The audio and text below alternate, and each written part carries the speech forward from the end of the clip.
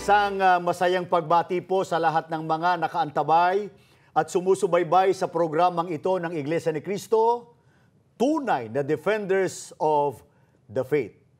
Kasama natin ngayon si kapatid na Ramil Parba. Salamat po kapatid na Michael at sa lahat ng sumusubaybay sa palatuntunang ito na Iglesia ni Cristo. Welcome po kayo sa programang ito at lalo na po sa mga paakit ng mga tumiwalag sa Iglesia. Sana po pakinggan nilang mabuti at para masariwa sa ating pag-iisip ang mga aral na itinuro ng sugo at ng kasalukuyang pamamahala ng Iglesia ni Cristo. At bago tayo magsimula, kapatid Ramil, mga kaibigan, ay nais naming ipaalaala ang paulit-ulit naming katanungan kay Mr. S na hindi pa rin niya masagot hanggang ngayon. Kaya, para kay Mr. S, ay uulitin namin ang tanong at mababasa natin sa inyong screen. Ang tanong namin sa nagdaan, saang talata ng Biblia mababasa na may karapatan pa rin sa kaligtasan ang mga nasa labas ng tunay na iglesia? Kung mahal mo ang iglesyang ito, bakit ang iglesyang ito ay iyong pinagtaksilan? Kung mahal mo ang iglesyang ito, bakit nais mong ibilad ito sa kahihiyan? At meron pa tayong huling tanong, kapatid Ramil. Kung mahal mo ang iglesyang ito, bakit ito ay nais mong magkawatak-watak sa pamamagitan ng iyong mga kasinungalingan? Mr. S, bakit hanggang ngayon hindi ka pa sumasagot? Sagutin mo yan kung kaya mong sagutin. Kaya sa pagkakataong ito naman, mga kaibigan at mga kapatid, ay tatalakayin namin ng kapatid na Ramil ang karapatan, ulitin ko po, ang karapatan ng pamamahala sa loob ng tunay na iglesia, Iglesia ni Cristo, na ipinagkaloob ng Panginoon Diyos sa pamamagitan ng ating Panginoong Hesukristo. Sumasampalataya po kami na ang pagtitiwalag ay karapatang ipinagkaloob ng Panginoon Diyos sa pamamahala ng iglesia. Ito ang aral na itinuro mula pa po sa panahon ng nabubuhay ang kapatid na Felix Manalo na siyang nagsimula ng Iglesia ni Cristo dito sa Pilipinas. At ang totoo, kapatid na Michael, ang aral na yan, mga kaibigan, ang siya ring itinuro ng kapatid na Iranyo Manalo nung siya'y nabubuhay pa, nung siya ang humalili kay kapatid na Felix Manalo. At ito rin pong doktrinang ito ang siyang itinataguyod ng kasalukuyang pamamahala ng Iglesia, ang kapatid na Eduardo V. Manalo. Ibig sabihin, wala hong nababago doon sa itinaguyod ng sugo hanggang sa ating panahon ngayon, kapatid na Michael. Kaya nga, alang-alang sa ating mga sumusubaybay, ano bang isa sa karapatan na ibinigay ng Panginoon Diyos sa pamamagitan ng Panginoon Jesucristo sa pamamahala sa loob ng tunay na iglesia?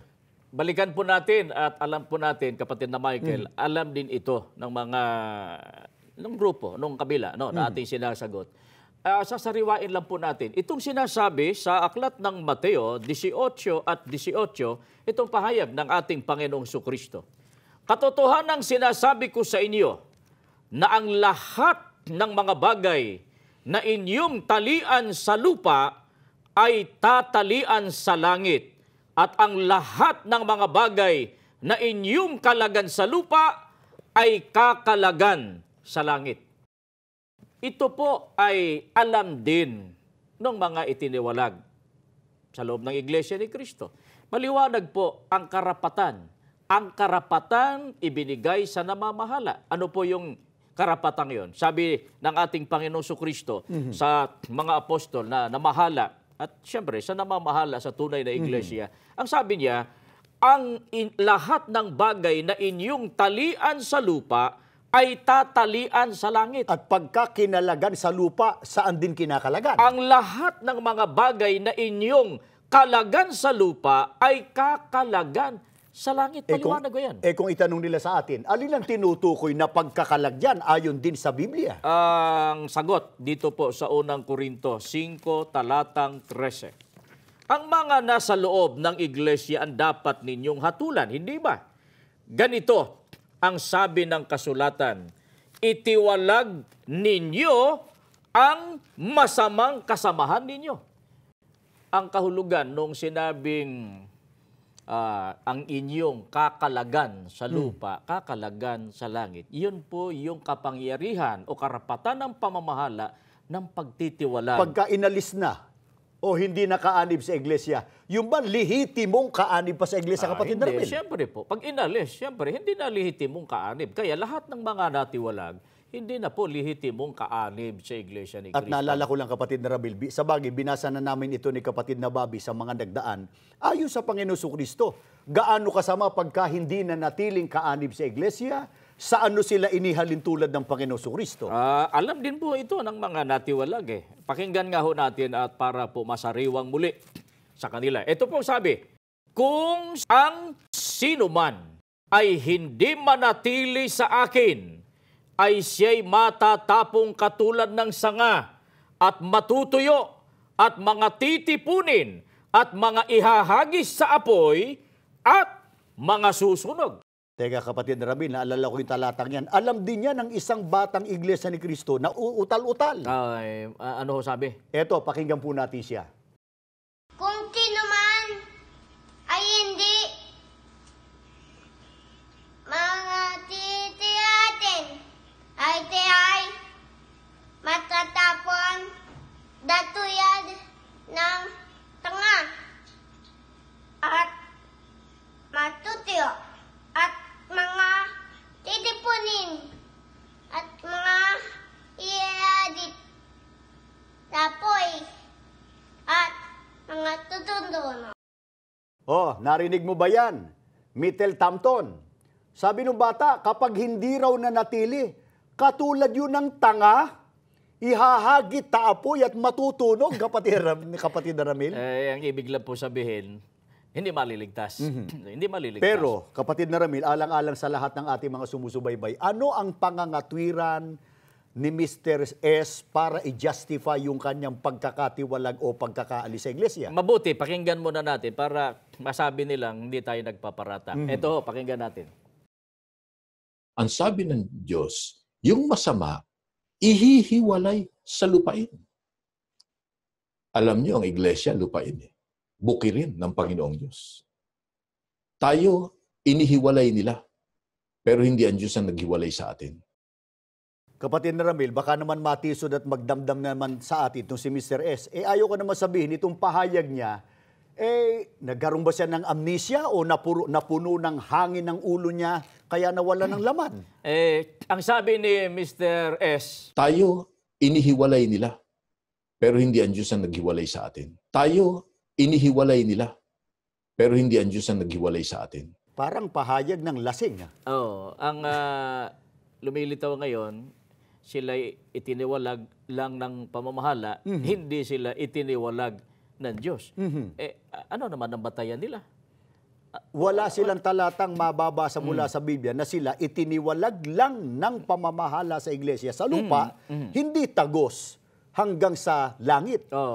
At naalaala ko tuloy, kapatid na Michael, mayroon pa sila sabi nga ng pamamahala, hindi na nagkakaisa, nagkawatak-watak na. Meron din isang grupo na halos ganyan ang sinasabi. Si Mr. Dison sa kanilang pinakapagtitipon, pakinggan natin yon.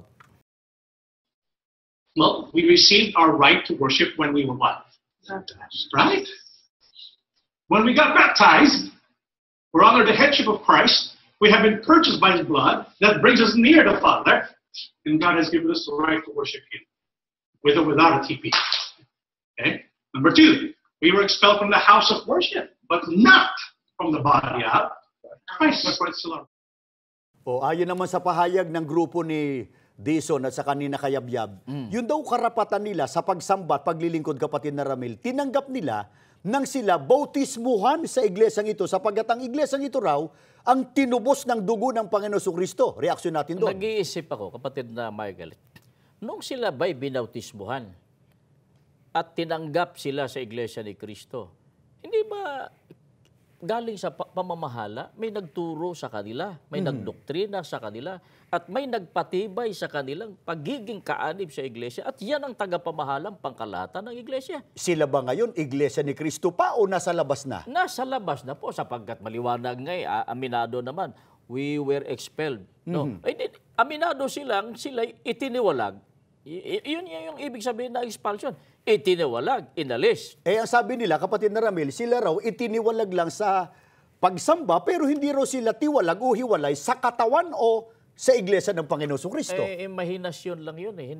Wala naman silang mababasang ganun. Nung sila'y binasa sa kapulungan, maliwanag naman yung circular eh. Inalis sila sa iglesia ni Kristo. Sapagkat yung body of Christ na sinasabi, Colossus 1:18, ang katawan ni Kristo ay ang iglesia. Pagka ikaw ay nasa labas ng tunay na iglesia, wala ka na rin karapatan sa pagsamba sa tunay na Diyos. Kaya yung sinasabi nila, malabo yun. Malabo pa sa tubig baha yun. Inalis lang daw sila sa pagsamba, sa house of worship, sa dako ng pagsamba, pero hindi sila inalis sa body of Christ.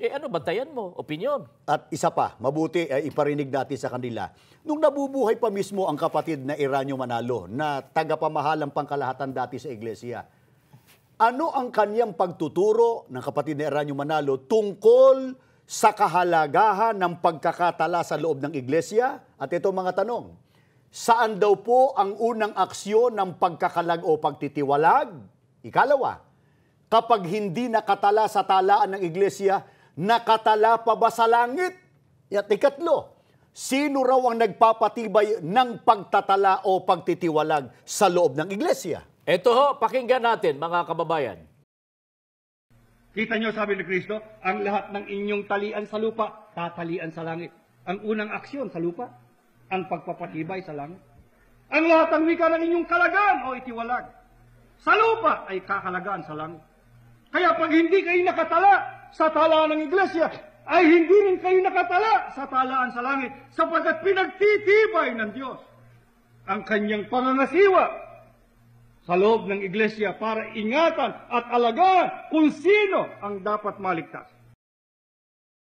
Tanong, kapatid na Ramil, ayon sa kapatid na Eranio Manalo, saan daw ang unang aksyon ng pagkakalag o pagtitiwalag? Maliwanag po ang sabi ng kapatid na Eranio Manalo nung siya ay nangasiwa ng isang pagsamba. Ang sabi niya, kita nyo, sabi ni Kristo, ang lahat ng inyong talian sa lupa, tatalian sa langit. Ang unang aksyon sa lupa, ang pagpapatibay sa langit. Ang lahat ng wika ng inyong kalagaan o itiwalag sa lupa ay kakalagaan sa langit. Kaya maliwanag, ang unang aksyon, sabi ng kapatid na Eranio Manalo, dito sa lupa. Kaya pag inaksyonan ang isang kaanib ng pamamahala ng pagtitiwalag, dito talaga sa lupa yon at kakalagan ka rin sa langit. Kaya ayon mismo sa kapatid ni Eranio Manalo, kapag hindi nakatala, o pasinin po ninyo, kapag hindi nakatala sa talaan ng iglesia, nakatala pa raw ba sa langit? Hindi po. Ang sabi po ng kapatid na Eranio Manalo noon, kaya pag hindi kayo nakatala sa talaan ng iglesia, ay hindi rin kayo nakatala sa talaan sa langit. May argumento si Mr. Samson at yung iba pa. Ang nagtiwalag lang daw sa kanila, nag-alis tao. Pero ang Diyos daw, hindi raw sila inaalis. Opinion na naman yun. Ano sabi ng kapatid ni Eranio Manalo mismo? Ang sabi niya, kaya pag hindi kayo nakatala sa talaan ng iglesia, ay hindi rin kayo nakatala sa talaan sa langit, sapagkat pinagtitibay ng Diyos ang kanyang pangangasiwa sa loob ng iglesia para ingatan at alagaan kung sino ang dapat maligtas. sana po, Mr. S. At doon sa mga kasama niya, may karagdagan kaming katanungan sa iyo at sa iyong mga kasama. Sana po sagutin ninyo. Medyo dadalangan natin yung ating pagtatanong. Mr. S. at mga kasama ninyo, tinatanggap niyo ba ang pagtuturong ito ng kapatid na Eranio G. Manalo? Sagutin niyo ito. Ulitin namin, tinatanggap niyo ba ang pagtuturong ito ng kapatid na Eranio G. Manalo? Abangan natin yung sagot. Madalas kasing akusahan ng grupo ni Mr. S. at ng iba pang mga tiwalag na ministro na ang kapatid na Eduardo Manalo raw po ay humiwalay na. Yun ang kanila akusasyon. Ang kapatid na Eduardo Manalo raw po ay humiwalay na sa mga aral na itinuro ng kapatid na Eranio Manalo. Sa narinig po ninyo, mga kapatid at mga kaibigan, sino ang tunay na humiwalay? Ikaw yon, Mr. S. At ang mga kapwa mo, tiwalag. Ulitin lang nating iparinig kay Mr. S, kapatid na Ramil, yung bahagi nung sinabi ni Mr. S. Ang sabi ng Diyos, yung masama, ihihiwalay sa lupain. Alam niyo, ang iglesia, lupain eh. Bukirin ng Panginoong Diyos. Tayo, inihiwalay nila.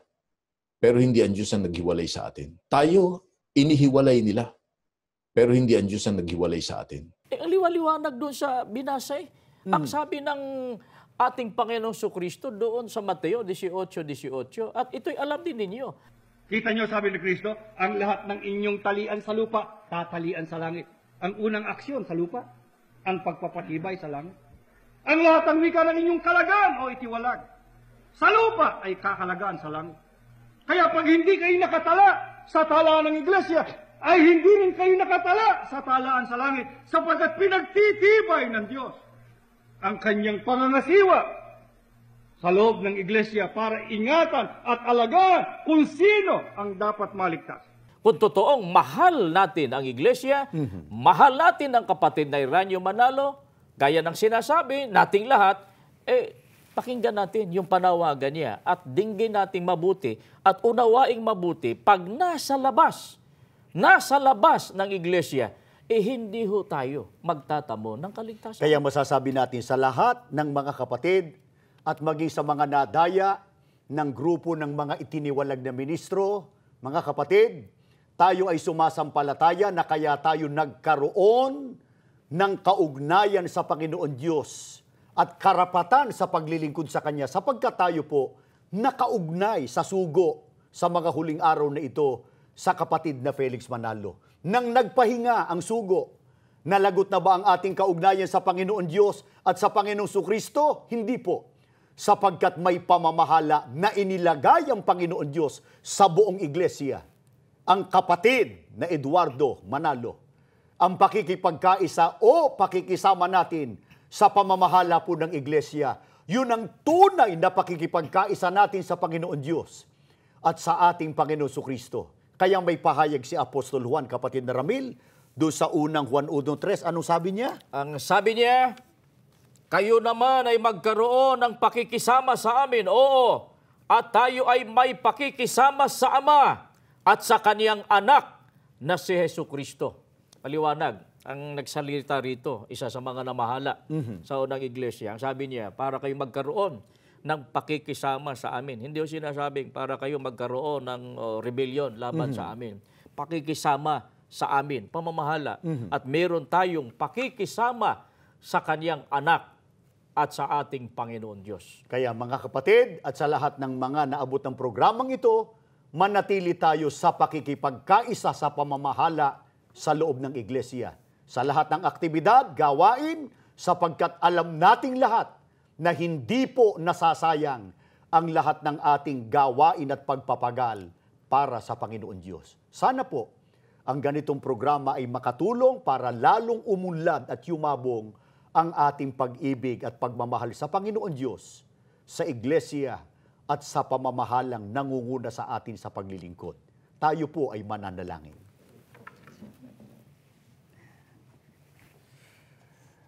Ama namin Diyos, maraming salamat po sa iyo. Opo.